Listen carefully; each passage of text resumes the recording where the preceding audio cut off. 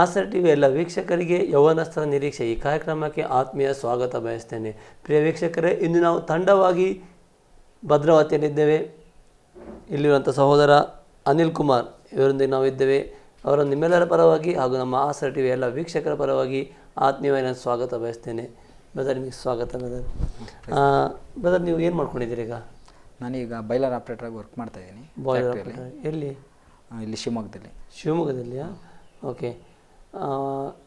ಏನು ಕಲ್ತಿದ್ದೀರಾ ನೀವು? ವಿದ್ಯಾಭ್ಯಾಸ ನಂದು MA ಆಗಿದೆ. MA ಮಾಡ್ಕೊತ ಜೊತೆಯಲ್ಲಿ ಬಾಯ್ಲರ್ ಅಟೆಂಡೆಡ್ ಅಂತ ಒಂದು ಕೋರ್ಸ್ ಇದೆ, ಅದನ್ನು ಮಾಡ್ಕೊಂಡು ಈಗ ಕೆಲಸಕ್ಕೆ ಹೋಗ್ತಾ ಇದ್ದೀನಿ. ಮತ್ತು ಪಾರ್ಟ್ ಟೈಮಲ್ಲೇ ಕುಕ್ಕಿಂಗು, ಕಾಂಟ್ರಾಕ್ಟೆಲ್ಲ ಇಟ್ಕೊಂಡು ಮಾಡ್ತಾ ಇರ್ತೀನಿ. ಅದೆಲ್ಲ ಮಾಡ್ತಾಯಿದ್ದೀರಾ? ಓಕೆ. MA ಕಲ್ತಿದ್ದೀರಾ ನೀವೆಲ್ಲ? MA ಆಗಿದೆ. ಓಕೆ. ಈಗ ನೀವು ಹೇಗೆ ಆಗ್ತದೆ ನಿಮ್ಮ ಕೆಲಸ ಎಲ್ಲ?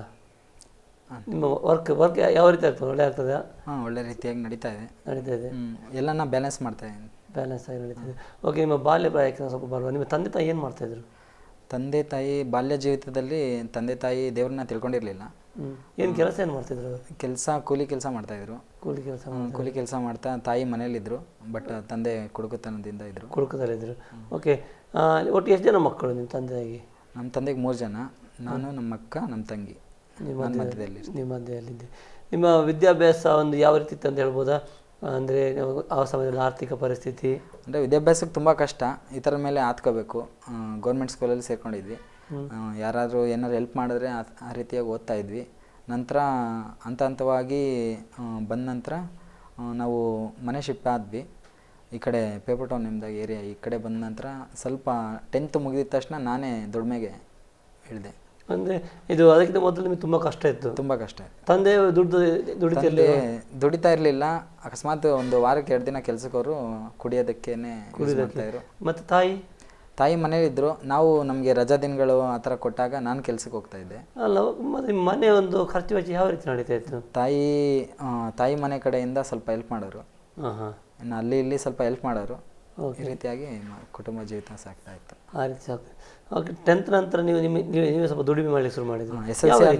SLC ಆದ ನಂತರ ನಾನು PUC ಜಾಯ್ನ್ ಆದ ನಂತರ ನನಗೆ ಇದು ಅಡುಗೆ ಇದರಲ್ಲಿ ಸ್ವಲ್ಪ ಇಂಟ್ರೆಸ್ಟ್ ಜಾಸ್ತಿ ಇತ್ತು. ಆ ಅಡುಗೆ ಇದಕ್ಕೆ ಹೋದ ನಂತರ ನಾನು ಅವಾಗಿಂದ ಯಾರ ಮೇಲೆ ಆತ್ಕೊಳ್ದಲ್ಲೇ ನಂದು ವಿದ್ಯಾಭ್ಯಾಸಕ್ಕೆ ನಾನೇ ಆರ್ಥಿಕತೆಯನ್ನು ನೋಡ್ಕೊತಾ ಇದ್ದೆ. ಅಂದರೆ ಕುಕ್ಕಿಂಗ್ ನೀವು ಹೋಗ್ತಾ ಇದ್ದೀರಾ? ಕುಕ್ಕಿಂಗ್ ಮಾಡೋದು ಅವಾಗಿಂದ ಅಂದರೆ ಹೆಲ್ಪರ್ ಹೋಗ್ತಾ ಇದ್ದೆ. ತದನಂತರ ಎಲ್ಲನ ಸ್ವಲ್ಪ ಕಲಿತಿದ್ದೀನಿ. ಇವಾಗ ದೊಡ್ಡ ಅಡುಗೆಗಳೆಲ್ಲ ಇಟ್ಕೊಂಡು ಕಾಂಟ್ರಾಕ್ಟ್ ಇಟ್ಕೊಂಡು ಮಾಡ್ತಾ ಇರ್ತೀರಾ? ಈಗ 10th ಇರಬೇಕಾದ್ರೆ 10th ಆದಮೇಲೆ SLC ಆದಮೇಲೆ ಸ್ವಲ್ಪ ಹೆಲ್ಪರ್ ಆಗಿ ಎಲ್ಲ ಮಾಡಿಕೊಂಡು ಅದೇ ರೀತಿ ನಿಮ್ಮ PUC ಎಲ್ಲ ಮಾಡಿದ್ರೆ PUCಯಿಂದನೇ ಅಡುಗೆ ಅಲ್ಲ, ಮತ್ತು ಉಳಿದಲ್ಲಿ ನೀವು ಹೇಳಿದ್ರೆ MA ಆಗಿದೆಯಲ್ಲ? MA ಆಗಿದೆ ಅಂತಂದರೆ ನಮ್ಮ PUC ಓದ್ತಾ ಯಾವುದನ್ನು ಗ್ಯಾಪ್ ಕೊಡಲಿಲ್ಲ. ಯಾಕಂದರೆ ಕೆಲಸ ಮಾಡಬೇಕಾದ್ರೆ ವಿದ್ಯಾಭ್ಯಾಸ ಡೌನ್ ಆಗುತ್ತೆ. ಬಟ್ ವಿದ್ಯಾಭ್ಯಾಸ ಮಾಡ್ಕೊಂಡು ಕೆಲಸ ಮಾಡ್ಕೊಂಡು ನನಗೊಂದು ಹಠ ಇತ್ತು. ಅವಾಗ ವಿದ್ಯಾಭ್ಯಾಸನೂ ಮಾಡಬೇಕು. ಕಾಲೇಜ್ಗೂ ಒಂದು ಫೀಲ್ಡ್ ಹೋಗ್ತಾ ಇದ್ದೆ, ಬೇರೆ ಫೀಲ್ಡಲ್ಲಿ ಹೋಗ್ತಾ ಇರಲಿಲ್ಲ. ಬಟ್ ಈ ಥರ ಕೆಲಸ ಎಲ್ಲ ನೋಡಿಕೊಂಡೆ. ಬಟ್ ಎಕ್ಸಾಮ್ ಇದು ಮಾತ್ರ ತುಂಬ ಕಷ್ಟಪಟ್ಟು ಓದ್ತಾ ಇದ್ದೆ, ಪಾಸ್ ಆಗ್ತಾ ಇದ್ದೆ. ಕಲಿದ್ರಲ್ಲಿ ಒಳ್ಳೆ ಹುಷಾರಿದ್ದೀರಿ, ಜ್ಞಾನ ಒಳ್ಳೆ ಇತ್ತು ಅಲ್ಲ? ಜ್ಞಾನ ಅಂದರೆ ಕ್ಲಾಸಿಗೆ ಅಷ್ಟು ಅಟೆಂಡ್ ಆಗಿದ್ರೆ ಸಹ ಎಕ್ಸಾಮ್ ಎಲ್ಲ ಇದು ಮಾಡೋದು ಕಷ್ಟಪಟ್ಟು ಓದಿಕೊಂಡು ಒಂದು ಹಠ ಇತ್ತು ನಿಮಗೆ ಪಾಸ್ ಆಗಬೇಕೆಂಬುದಾಗಿ. ಓಕೆ. ನಂತರ ನೀವೇನು ಮಾಡಿದ್ರಿ? ಅದರಲ್ಲಿ ಕೋರ್ಸ್ ಮಾಡಿಕೊಂಡ್ರೆ ನಂತರ BA ಜಾಯ್ನ್ ಆದೆ. ಓಕೆ. BA ಜಾಯ್ನ್ ಆಗಿ 3 ತಿಂಗಳು ಕಾಲೇಜಿಗೆ ಹೋದೆ. ದೇವರು ನನ್ನ ಜೀವಿತದಲ್ಲಿ ಆ ಒಂದು ಕಾಲೇಜಿಗೆ ಹೋಗುವಂಥ ಪರಿಸ್ಥಿತಿಯಲ್ಲಿ ಮಗನಿಗೆ ಕಾಲೇಜಿಗೆ ಬೇಡ ಅಂತ ಹೇಳ್ಬಿಟ್ಟು ಒಂದು ಟ್ರೈನಿಂಗ್ ಸಿಕ್ತು MPM ಫ್ಯಾಕ್ಟ್ರಿಯಲ್ಲಿ. ಅಲ್ಲಿ ಬಾಯ್ಲರ್ ಅಟೆಂಡೆಂಟ್ ಅಂತ ಒಂದು ಕೋರ್ಸ್ ಸಿಕ್ತು. ಅದಕ್ಕೆ ಜಾಯ್ನ್ ಆಗಿ ಎರಡನ್ನೂ ಬ್ಯಾಲೆನ್ಸ್ ಮಾಡ್ಕೊಂಡು BAನೂ ಡಿಸ್ಟಿಂಕ್ಷನ್ ಮಾಡಿಕೊಂಡೆ. ಈ ಕ್ರಿಶ್ಚಿಯನ್ಸ್ ಇದರಲ್ಲೆಲ್ಲ ಸನ್ಮಾನ ಮಾಡ್ತಾರೆ, ಅದರಲ್ಲೂ ನಂದು ಒಂದು ಸನ್ಮಾನ ಮಾಡಿದ್ರು. ಹೌದಾ? ಓಕೆ. ನಿಮ್ಮ ಬಾಲ್ಯಪ್ರಾಯ ನಿಮ್ಮ ಸ್ವಭಾವದಲ್ಲಿ ಯಾವ ರೀತಿ ಅಂತ ಹೇಳ್ಬೋದಾ? ಬಾಲ್ಯದಲ್ಲಿ ನಂದು ತೊಗೊಂಡ್ರೆ ಹುಡುಗರ ಜೊತೆ ಸ್ನೇಹಿತರ ಜೊತೆ ಸೇರ್ತಾ ಇದ್ದೆ. ಅವ್ರ ಜೊತೆ ಬೇಡದಲ್ಲಿರ್ತಂಥ ಕೆಲಸಗಳು ಮಾಡೋದು, ಮತ್ತು ಫಿಲಮ್ ಥಿಯೇಟ್ರ್ಗಳು, ಆಮೇಲೆ ಕಳ್ತನ ಮಾಡೋದು. ಒಂದಿನ ಸ್ಕೆಚ್ಗಳು ಹಾಕೊತಾ ಇದ್ವಿ. ಒಂದಿನ ಇದನ್ನು ಕದಿಯೋಣ, ಒಂದಿನ ಅದನ್ನು ಕದಿಯೋಣ ಎಂದಾಗಿ. ಕದಿಯೋದಂದರೆ ಈ ಮನೆಗಳಿಗೆ ಇದು ಹಣ್ಣುಗಳನ್ನು ನೋಡೋದು, ತೆಂಗಿನಕಾಯಿಗಳನ್ನ ನೋಡೋದು, ಏನೋ ಒಂಥರ ಮನೆ ಆಸೆ ಅದು. ಹುಡುಗರು ಸೇರ್ಕೊಂಡು ಅದು ತಿನ್ನೋದು ಬಗ್ಗೆ ಒಟ್ನಲ್ಲಿ ಕಳ್ತನ ಮಾಡಬೇಕು. ಕಳ್ತನ ಮಾಡಿ ಮಾರ್ತಿದ್ರು ಅದನ್ನು, ಅಥವಾ ಅಂದರೆ ಹುಡುಗರಲ್ಲೇ ಹಂಚ್ಕೊಂಡು ಹುಡುಗರೇ ಎಂಜಾಯ್ ಮಾಡೋದು, ಈ ರೀತಿಯಾಗಿ ಇತ್ತು. ಅಂದರೆ ಹಣಕ್ಕಾಗಿ ಅಲ್ಲ, ಹಣಕ್ಕಾಗಿ ಕಳ್ತನ ಮಾಡ್ತಿರ್ಲಿಲ್ಲ, ಏನೋ ಹುಡುಗರು ಸವಾಸ ಆ ರೀತಿ ಇದ್ರೆ ಸವಾಸದಿಂದ ಈ ರೀತಿ. ಓಕೆ. ಮತ್ತು ಬ್ಯಾಡ್ ಹ್ಯಾಬಿಟ್ಸ್ ಏನಾದರೂ ಇತ್ತಾ? ಬ್ಯಾಡ್ ಹ್ಯಾಬಿಟ್ ಏನು ಇರಲಿಲ್ಲ. ಏನಿರಲಿಲ್ಲ ಅಂತ ಬೇರೆ ಅಂದರೆ ಡ್ರಿಂಕ್ಸ್ ಸ್ಮೋಕಿಂಗ್ ಅದು ಯಾವುದೇ ಇರಲಿಲ್ಲ? ಏನಿರಲಿಲ್ಲ. ಓಕೆ. ಇದೆಲ್ಲದರ ಮಧ್ಯೆ ನಿಮಗೆ ಯೇಸುಸ್ವಾಮಿ ಬಗ್ಗೆ ಗೊತ್ತಿತ್ತಾ? ಇದ್ರ ಬಗ್ಗೆ ಯೇಸುಸ್ವಾಮಿ ಬಗ್ಗೆ ಗೊತ್ತಿರಲಿಲ್ಲ. ಯೇಸುಸ್ವಾಮಿ ಬಗ್ಗೆ ಏನು ಅಂದರೆ ಹೆಸ್ರು ಚರ್ಚಿಗೆ ಹೋಗ್ತಾ ಇದ್ವಿ ಭಾನುವಾರ, ಅವೆಲ್ಲ ಹಬ್ಬ ಈ ರೀತಿಯಾಗಿ ಇದ್ದಾಗ ಹೋಗ್ತಾ ಇದ್ವಿ. ಬಟ್ ಯೇಸುಸ್ವಾಮಿ ಬಗ್ಗೆ ಅವಾಗೆಲ್ಲ ಗೊತ್ತಿರಲಿಲ್ಲ. ಕರೆಕ್ಟ್. ವಾಕ್ಯ ಓದೋದು ಅಷ್ಟು ಏನು ಇರಲಿಲ್ಲ. ಏನಿಲ್ಲ. ಏನು ಮಾಡ್ತೀವಿ ಮನೇಲಿ ಪ್ರಾರ್ಥನೆ ಮಾಡೋದೇನಿತ್ತ? ಅಮ್ಮ ಒಬ್ರು ಮಾಡ್ತಿರು, ಎಲ್ಲರೂ ಯಾರು ಮಾಡ್ತಿರ್ಲಿಲ್ಲ. ಬೇರೆ ಯಾರು ಏನು ಮಾಡ್ತಿರ್ಲಿಲ್ಲ. ಓಕೆ. ನಂತರ ಯೇಸುಸ್ವಾಮಿ ಬಗ್ಗೆ ನಿಮಗೆ ಯಾವ ರೀತಿ ಗೊತ್ತಾಯಿತು? ಯೇಸುಸ್ವಾಮಿ ಬಗ್ಗೆ ಅಂದರೆ ನಮ್ಮ ತಂದೆ ತುಂಬ ಕುಡಿತಾ ಇದ್ರು. ನಮ್ಮ ತಂದೆ ಕುಡಿತಾ ಇದ್ದಾಗ ನಮ್ಮ ತಂದೆಯವ್ರ ಸ್ನೇಹಿತರೊಬ್ಬರು ಅವರು ನಮ್ಮ ತಂದೆನ ನೀನು ಈ ರೀತಿಯಾಗಿ ಇರಬಾರ್ದು, ಒಂದು ಕಡೆ ಕರ್ಕೊಂಡು ಹೋಗ್ತೀನಿ ಬಾ ಅಂದಾಗಿ ಇಲ್ಲಿ ಪೇಪರ್ ಟೌನ್ ಒಂದು ಈ ಏರಿಯಾದಲ್ಲಿ ಕರ್ಕೊಬಂದಿದ ನಂತರ ಅಲ್ಲಿ ಒಬ್ಬರು ಸೇವಕರನ್ನ ಪರಿಚಯ ಮಾಡಿಸಿದ್ರು. ಅವ್ರ ಜೊತೆ ಪ್ರೇಯರ್ ಮಾಡಿಸಿದಾಗ ನಮ್ಮ ತಂದೆಯ ಜೀವಿತ ಎಲ್ಲ ಬದಲಾಯಿತು. ಬಟ್ ನನ್ನ ಜೀವಿತ ಇನ್ನೂ ಬದಲಾಗಿರಲಿಲ್ಲ. ನಾನು ಇವ್ರ ಜೊತೆನೇ ಎಲ್ಲ ಶಿಫ್ಟ್ ಆದೆ. ಇಲ್ಲಿಗೆ ಬಂದ ನಂತರ ಒಬ್ಬರು ಸೇವಕರು ಸೇವೆಯಲ್ಲಿ ನಡೀತಾಯಿದ್ರು. ಬಟ್ ಸಭೆಗೆ ಹೋಗ್ತಾ ಹೋಗ್ತಾ ಹೋಗ್ತಾ ನನ್ನ ಜೀವಿತದಲ್ಲಿ ದೇವರು ಸಭೆಯಲ್ಲಿ ನನ್ನೊಟ್ಟಿಗೆ ಮಾತನಾಡಿದ್ರು. ಯಾವ ರೀತಿ ಮಾತನಾಡಿದ್ರು? ಯಾವನ ಅಂದರೆ ಸಭೆಗೆ ನಾಮಕಾರ್ಥವಾಗಿ ಹೋಗ್ತಾ ಇದ್ದಾಗ ಸಭೆಯಲ್ಲಿ ಹೇಳೋರು ದೃಢೀಕರಣ ತಗೋ, ದೇವ್ರನ್ನ ನಂಬ್ಕೋ ಈ ರೀತಿಯಾಗಿ. ಬಟ್ ನಾನು ನಾಮಕಾರ್ಥವಾಗಿ ದೃಢೀಕರಣ ತೊಗೋಬೇಕಲ್ಲ, ದೀಕ್ಷಾಸ್ನಾನ ತೊಗೋಬೇಕಲ್ಲ, ಸಭೆ ಹೇಳ್ತಾ ಇದೆಯಲ್ಲ, ಈ ರೀತಿಯಾಗಿ ತೊಗೋಬೇಕಲ್ಲ ಅಂತ ಅಂದ್ಕೊಂಡಿದ್ದೆ. ಬಟ್ ಒಬ್ಬರು ಸೇವಕರು ಬೋಧನೆ ಮಾಡ್ತಾಯಿದ್ರು, ಯೇಸುಸ್ವಾಮಿ ನಿನಗೋಸ್ಕರ ರಕ್ತವನ್ನು ಸುರಿಸಿದ್ದಾರೆ, ನಿನಗೋಸ್ಕರ ಪ್ರಾಣವನ್ನು ಕೊಟ್ಟಿದ್ದಾರೆ ಅಂದಾಗ ನನ್ನ ಜೀವಿತದಲ್ಲಿ ಆಗ ಪಶ್ಚಾತ್ತಾಪ ಉಂಟಾಯಿತು.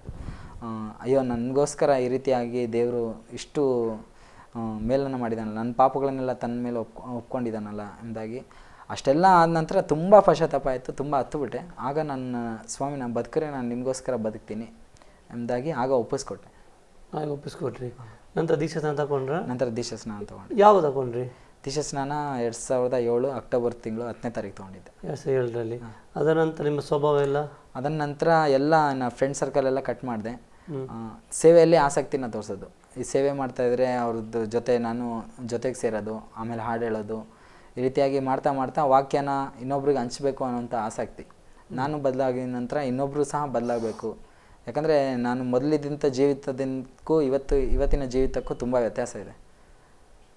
ಓಕೆ. ನಿಮ್ಮ ಈ ವ್ಯತ್ಯಾಸ ಜೀವಿತ ನೋಡುವಾಗ ನಿಮ್ಮ ಸ್ನೇಹಿತರು ಏನು ಹೇಳ್ತಾರೆ? ನನ್ನ ಸ್ನೇಹಿತರು ಏನಾದೆ, ಯಾವ ರೀತಿ ಕಾರಣ ಈ ರೀತಿಯಾಗಿ ಅಂದಾಗ ಅವ್ರು ಸಿಕ್ಕಿದಾಗೆಲ್ಲ ನಾನು ಸುವಾರ್ತೆನ ಹೇಳ್ತಾ ಇರ್ತೀನಿ, ನೀವು ನಂಬ್ಕೊಳ್ರಿ ಈ ರೀತಿಯಾಗಿ ಅಂತ. ಬಟ್ ಸ್ನೇಹಿತರೆಲ್ಲ ಆಶ್ಚರ್ಯ ಆಗ್ತಾರೆ.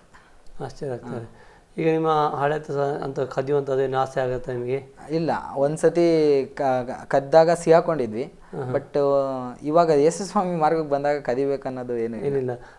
ಆ ಸ್ನೇಹಿತರು ಕರೀದಿಲ್ಲ ನಿಮ್ಮನ್ನು ಬಾ ಹೋಗುವ ಅಂತೇಳಿ? ಇವಾಗ ಯಾರು ಕಾಂಟ್ಯಾಕ್ಟಲ್ಲೂ ಇಲ್ಲ, ಯಾರು ಮಾತಾಡ್ಸೋದು ಇಲ್ಲ. ಮಾತಾಡ್ಸೋದಲ್ಲ. ಓಕೆ. ಈಗ ನೀವು ನಿಮ್ಮ ಕೆಲಸ ಆಗಿ ಸೇವೆ ಕೂಡ ಸಹಾಯ ಮಾಡ್ತೀರಾ? ಯಾವ ರೀತಿ ಸೇವೆಯಲ್ಲಿ ಸ್ವಲ್ಪ ನೀವು ಇನ್ವಾಲ್ವ್ ಆಗಿದ್ದೀರಾ? ನನ್ನ ಸೇವೆಯಲ್ಲಿ ಏನಂತಂದರೆ, ನಾನು ಕೆಲ್ಸಕ್ಕೆ ಹೋಗಿ ಬಂದ ನಂತರ ಇಲ್ಲಿ ಸುತ್ತಮುತ್ತ ಇರೋ ಸೇವಕರ ಜೊತೆ ಸೇರ್ಕೊತಾ ಇರ್ತೀನಿ. ಅದಾದ ನಂತರ ಈ ಮನೆಗಳಿಗೆ ಕುಟುಂಬಗಳಿಗೆ ಸಂದರ್ಶಿಸ್ಬಿಟ್ಟು, ಯಾಕಂದರೆ ಪಾಸ್ಟ್ರುಗಳು ಅವೆಲ್ಲ ಇದ್ದಾರೆ. ಬಟ್ ಕೆಲವು ಪಾಸ್ಟ್ರುಗಳು ದುಡ್ಡಿಗೋಸ್ಕರ ಇದು ಮಾಡ್ತಾರೆ. ಬಟ್ ನಾವೆಲ್ಲ ಯೌವನಸ್ಥರೆಲ್ಲ ಕೆಲವು ಗುಂಪುಗಳನ್ನ ಮಾಡ್ಕೊಂಡು ಸೇರ್ಕೊಂಡು ಪಾಸ್ಟ್ರು ಹೋಗ್ದಲ್ಲಿರೋ ಕುಟುಂಬಗಳಿಗೆ ವಿಸಿಟಿಂಗ್ ಕೊಡ್ತೀವಿ. ತುಂಬ ಬಡತನದಿಂದ ಇರ್ತಾರೆ, ಅಂಥ ಕುಟುಂಬಗಳಿಗೆ ಹೋಗ್ಬಿಟ್ಟು ಪ್ರಾರ್ಥನೆ ಮಾಡಿ ಅವರನ್ನು ಬಲಪಡಿಸುವಂಥದ್ದು. ಈ ರೀತಿ ಅಂತ ಸೇವೆ ನಮ್ಮ ಆಲೋಚನೆಯಲ್ಲಿದೆ. ಓಕೆ. ಆ ರೀತಿ ಎಲ್ಲ ಮಾಡ್ತಾ ಇದ್ದೀವಿ. ಓಕೆ. ನಿಮ್ಮ ಒಂದು ಮುಂದಿನ ನಿರೀಕ್ಷೆ ಏನಂತ ಹೇಳ್ಬೋದಾ? ಮುಂದೆ ಏನು ಆಗಬೇಕಂತ ಇದ್ದೀರಾ? ಮುಂದೆ ನಾನು ಸುವಾರ್ತೆನ ಸಾರಿ ಜನರನ್ನು ಮಾರ್ಪಡಿಸ್ಬೇಕು, ಯೌವನಸ್ಥರನ್ನು ಮಾರ್ಪಡಿಸ್ಬೇಕು. ಒಟ್ಟಿನಲ್ಲಿ ನಾನು ಇನ್ನೊಬ್ಬರಿಗೆ ಮಾದರಿಯಾಗಿ ಜೀವಿಸಬೇಕು ಅನ್ನೋದು ನನ್ನ ಆಸೆ. ನಿಮ್ಮ ಆಸೆ ಆಗಿದೆ. ಓಕೆ. ನೀವು ಕ್ರಿಸ್ತನಲ್ಲಿ ಬಂದ ಮೇಲೆ ಅಥವಾ ಕ್ರಿಸ್ತನಲ್ಲಿ ನಿಮಗೆ ಒಪ್ಪಿಸಿಕೊಟ್ಟ ಮೇಲೆ ನಿಮ್ಮ ಜೀವಿತ ಏನಾದರೂ ಅದ್ಭುತಗಳೇನೋ ಕಂಡುಕೊಂಡಿದ್ದೀರಾ? ಏನಾದರೂ ಅದ್ಭುತ ಹೊಂದ್ಕೊಂಡಿರುವಂಥದ್ದು ಅಥವಾ ದೇವರನ್ನ ಅದ್ಭುತ ಈ ರೀತಿ ಒಂದು ಮಹತ್ ಕಾರ್ಯ ಮಾಡಿದ್ದಾನೆ?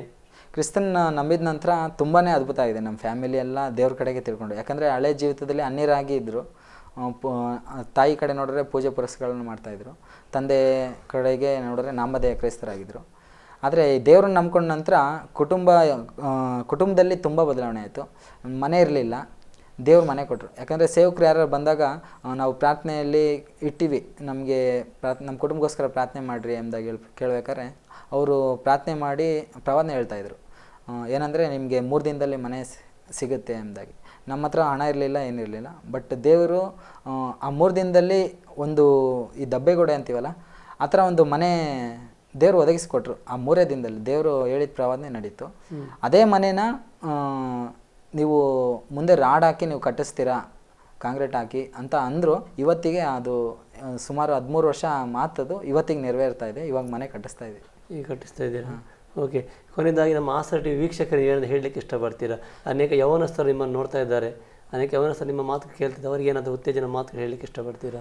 ಆಸರೆ ಟಿವಿಗೆ ತುಂಬ ಥ್ಯಾಂಕ್ಸನ್ನು ಹೇಳ್ತೀನಿ, ಈ ಒಂದು ನನ್ನ ಸಾಕ್ಷಿನ ಹೇಳಲಿಕ್ಕೆ ಅವಕಾಶ ಕೊಟ್ಟಿದ್ದಕ್ಕಾಗಿ.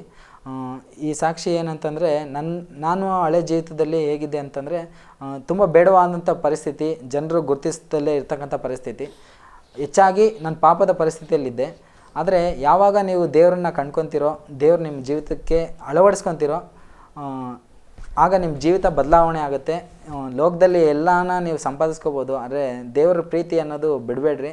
ದೇವ್ರು ನಿಮಗೋಸ್ಕರ ರಕ್ತವನ್ನು ಸುರಿಸಿ, ನಿಮಗೋಸ್ಕರ ನಿಮ್ಮ ಪಾಪಗಳನ್ನೆಲ್ಲ ಆತನ ತನ್ನ ಮೇಲೆ ಹಾಕ್ಕೊಂಡು, ನಿನಗೋಸ್ಕರನೇ ಆತನ ಈ ಲೋಕಕ್ಕೆ ಬಂದಿದ್ದು. ದಯಮಾಡಿ ಈ ಒಂದು ಟಿ ವಿ ಮಾಧ್ಯಮದಲ್ಲಿ ನಾನು ಹೇಳೋದೇನಂತಂದರೆ, ಯೇಸು ಸ್ವಾಮಿನ ಕಂಡ್ಕೊಳ್ರಿ. ನಿಮ್ಮ ಜೀವಿತ, ನಿಮ್ಮ ಕುಟುಂಬ, ನಿಮ್ಮ ಭವಿಷ್ಯ ಎಲ್ಲ ಬದಲಾವಣೆ ಆಗುತ್ತೆ. ಹೆಚ್ಚಾಗಿ ನಾವು ದೇವರ ಮಕ್ಕಳು, ನಾವು ದೇವರ ಸ್ಥಾನದಲ್ಲಿ, ದೇವರಿರುವಂಥ ಸ್ಥಳದಲ್ಲಿ ನಾವು ಹೋಗಬೇಕು. ಅದಕ್ಕೋಸ್ಕರ ನಾವು ಪ್ರಯಾಸ ಪಡೋಣ. ಓಕೆ ಬ್ರದರ್ ಅನಿಲ್ ಕುಮಾರ್ ಅವರೇ, ನಿಮ್ಮ ಧನ್ಯವಾದಗಳು. ದೇವರು ನಿಮ್ಮನ್ನು ಹೇಳೋಕೆ ಆಶೀರ್ವಾದ ಮಾಡಲಿ. ಇನ್ನೂ ಹೆಚ್ಚಾಗಿ ನೀವು ಆತನ ಸೇವೆ ಕೂಡ ಮಾಡಿ, ಅದೇ ರೀತಿ ನಿಮ್ಮೆಲ್ಲ ಭವಿಷ್ಯ ರೀತಿಗಳು ದೇವರು ನಿಮ್ಮಲ್ಲಿ ಇದು ಕಾಪಾಡಿ ನಡೆಸಲಿ ಎಂದು ನಾವು ಪ್ರಾರ್ಥಿಸ್ತೇವೆ. ತುಂಬ ಧನ್ಯವಾದಗಳು. ದೇವರು ನಿಮ್ಮನ್ನು ಆಶೀರ್ವದಿಸಲಿ. Thank you. ಪ್ರಿಯ ವೀಕ್ಷಕರೇ, ಸಹೋದರ ಅನಿಲ್ ಕುಮಾರ್ ಇವರ ಯೌವನದ ನಿರೀಕ್ಷೆಯನ್ನು ನೀವು ಕೇಳಿದಿರಿ. ಮುಂದಿನ ಸಂಚಿಕೆಯಲ್ಲಿ ಇನ್ನೊಂದು ವ್ಯಕ್ತಿಯ ಮೂಲಕ ಮುಂದೆ ಬರಲಿಕ್ಕಿದ್ದೇವೆ. ಅಲ್ಲಿವರೆಗೆ ತಪ್ಪದೇ ವೀಕ್ಷಿಸಿ ನಿಮ್ಮ ನೆಚ್ಚಿನ ಆಸರೆ ಟಿವಿ. ವಂದನೆಗಳು.